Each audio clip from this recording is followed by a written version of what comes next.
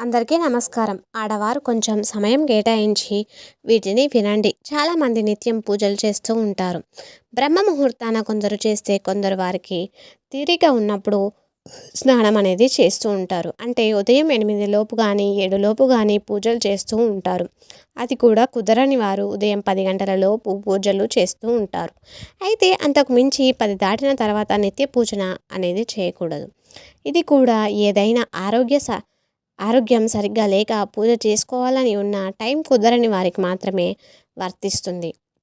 మనకు వీలు కుదిరి కూడా లేటుగా పూజలు చేస్తే దాని ఫలితం శూన్యం.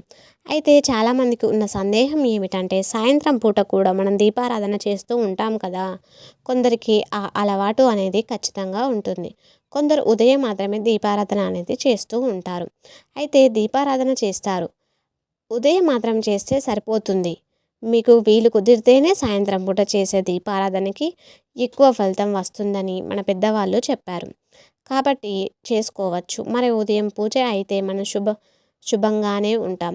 ఉదయం లేచి కాలకృత్యాలు తీర్చుకొని స్నానం చేసి పూజ చేస్తూ ఉంటాం. కాబట్టి మనకి ఇబ్బంది అనేది ఉండదు. కానీ సందేహాలు అన్నీ సాయంత్రం పూట చేసే పూజ కోసమే వస్తూ ఉంటాయి. ఇక మీరు సాయంత్రం పూట పూజ చేసేటప్పుడు ఉదయం నుండి మనం అలానే ఉంటే పర్వాలేదు. ఒక్కొక్కసారి కొందరు వాష్రూమ్కి వెళ్ళి వస్తూ ఉంటారు. లేదంటే ఇంట్లోకి చంటి పిల్లలు ఉంటే వారికి అవసరాలు కూడా తీరుస్తూ ఉంటారు.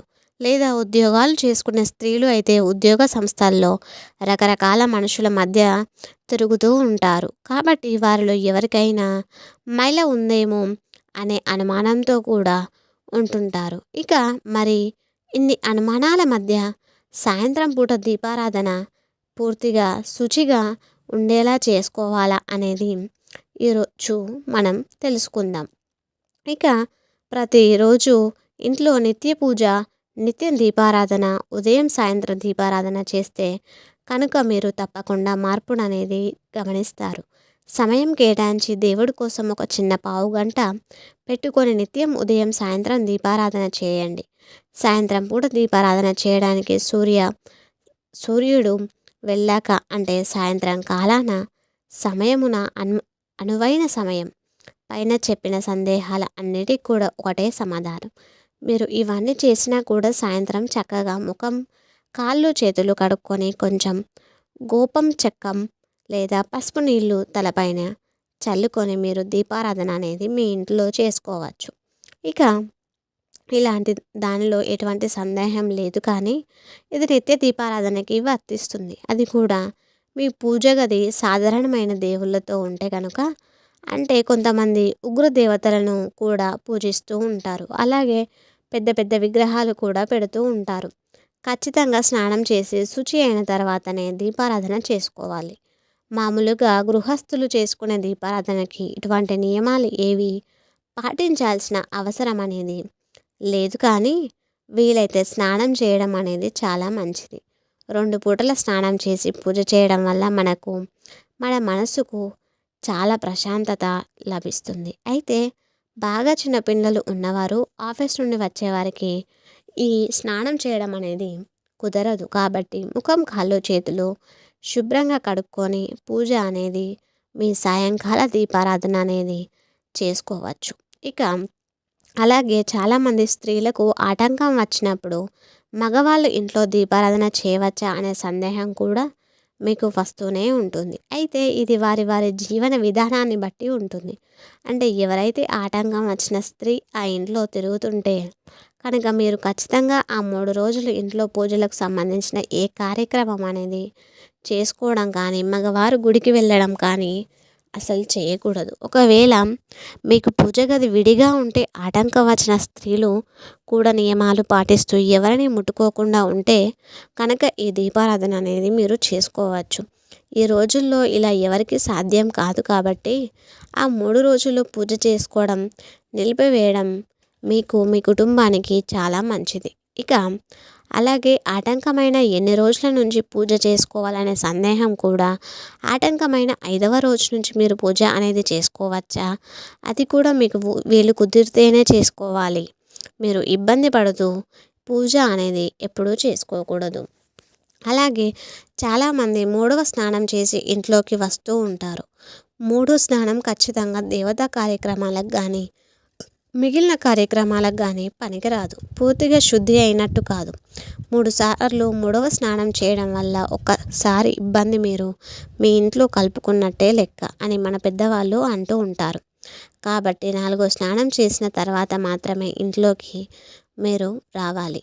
అలాగే 3వ స్నానం చేసి కొందరు ఇంట్లో ఉండే ఉప్పు పప్పులను ముట్టుకుంటూ ఉంటారు. అవన్నీ విడివిడిగా పెట్టుకోవడం చాలా మంచిది. ఎందుకంటే ప్రతి నెలసరి అప్పుడు ఇలాంటి ఇబ్బందులు రావకుండా ఉండాలంటే మీరు విడివిడిగా పెట్టుకోవాలి. కానీ అవన్నీ అలా ముట్టుకోవడం వల్ల వాటికి ఏమీ కాదు. కానీ మనం వాటిని తిరిగి ఏ పూజ రోజున పూజలో ఉపయోగించకుండా ఉండడం జరుగుతుంది. అలాగే వండే ప్రసాదాల్లో వాడేస్తూ ఉంటాం. లేదా ఆ రోజు మనం పూజ చేసుకొని ముందుగా ముట్టుకున్న పదార్థాలతో చేసిన వంటకాలను మనం తింటూ ఉంటాం. అది అసలు మంచిది కాదు. ఇలా చేయకూడదు. 4వ రోజు స్నానం చేసి ఇంట్లో అన్ని పనులు చేసుకోవచ్చు, అన్నీ ముట్టుకోవచ్చు.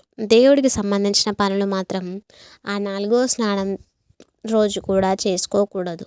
ఇక 5వ రోజు మరో స్నానం చేసిన తర్వాత మాత్రమే మీరు ఆ దేవుడికి సంబంధించిన కార్యక్రమాలు అనేవి చేసుకోవచ్చు.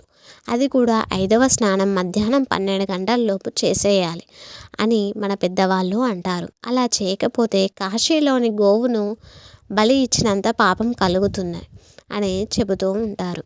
అందుకే ఎంత పని ఉన్నా 5వ రోజు మారు స్నానం మధ్యాహ్నం 12 గంటల లోపు చేస్తే మంచిది. అలాగే కొంతమంది 4వ స్నానం చేసినప్పుడే షాంపూ కుంకుడుగాయలతో స్నానం చేస్తూ ఉంటారు. మరలా 5వ స్నానం రోజున మారు స్నానం చేసేటప్పుడు తలపై నుంచి నీళ్లు పోసేసుకుంటూ ఉంటారు. ఇలా అస్సలు చేయకూడదు. తలపైన షాంపూ కానీ కుంకుడుగాయ కానీ పెట్టుకోకుండానే తలస్నానం అనేది చేస్తే అది లెక్కలోకి రాదు. అలా చేసిన తలస్నానం వల్ల మీరు శుద్ధి అయినట్లు కాదు. ఖచ్చితంగా 5వ రోజు కూడా మీరు షాంపూను కానీ కుంకుడుకాయతో కానీ తలస్నానం అనేది చేయాలి. అలా చేసి తీరితేనే మీరు శుద్ధి అయినట్టు. ఇక స్నానం చేసిన తర్వాత ఇల్లంతా ఎలా శుభ్రం చేసుకోవాలి, ఇల్లంతా ఎలా శుచిగా ఉంచుకోవాలి, మళ్ళీ మనం పూజలు ఎప్పుడు మొదలు పెట్టాలి అంటే మీరు 4వ స్నానం చేసిన తర్వాత గోపంచకంలోని చిటికెడు పసుపు వేసి దాన్ని ఇల్లంతా చల్లాలి. లేకపోతే మీరు పసుపు నీళ్లను ఇంట్లో చల్లండి. అలాగే మీరు కూడా తలపైన కొంచెం వేసుకోవాలి. ఇప్పుడు ఇల్లంతా శుద్ధి అయినట్టే. దేవుడు గదిలోనూ ప్రతి చోట మీరు ఎక్కడెక్కడైతే తిరిగారో ఏమేమి అయితే ముట్టుకున్నారో అన్నింటినీ కూడా ఇలా శుద్ధి చేసుకోవాలి. ఇలా చేసుకోవడం ద్వారా మీరు శుద్ధిగా ఉన్నట్టు లెక్క. ఇక స్త్రీలు వంటగదిలో అన్నీ ముట్టుకోకుండా ఆ 3 రోజులు సంబంధించిన 3 డబ్బాలుగా పెట్టుకొని అవి మాత్రమే వాడుతూ ఉంటే చాలా మంచిది. అలాగే ఇల్లంతా కడుక్కోవాలి. కానీ ఇప్పుడు ఆ పరిస్థితి లేదు కాబట్టి ఇల్లంతా ఉప్పు వేసిన నీళ్ళతో చిటికెడు పసుపును వేసి దానితో ఇల్లు శుభ్రం చేయాలి. ఇలా చేయడం ద్వారా కూడా మీరు శుద్ధి అయినట్లే. అలాగే మీ ఇల్లు కూడా శుద్ధి అయినట్టే. అలాగే మీరు పడుకున్న పక్క బట్టలు, మీరు తగిలిన బట్టలను, డోర్ మ్యాట్లు ఇవన్నీ కూడా తీసేసి చక్కగా ఉతికి మళ్ళీ వేసుకోవాలి. ఇవి ఇప్పటి తరం వాళ్ళకి చాదస్తంగానే కనిపిస్తుంది. కానీ వీటిని ఆచరించకపోతే వచ్చే నష్టాలను, కష్టాలను వారు తట్టుకోలేక కాబట్టి మనం మన పిల్లలకి వీటిని అర్థమయ్యేలా చెప్పాలి. ఈ వీడియో కనుక మీకు నచ్చినట్లయితే ప్లీజ్ లైక్ చేసి ఛానల్ని సబ్స్క్రైబ్ చేసుకొని పక్కనే ఉన్నటువంటి బెల్ ఐకాన్ని ప్రెస్ చేయండి. ఈ వీడియో చూసిన వారందరికీ ధన్యవాదములు. అలాగే ఈ వీడియోకి కనుక మీకు నచ్చినట్లయితే మీరు లక్ష్మీదేవి అని ఒక చిన్న కామెంట్ చేయండి.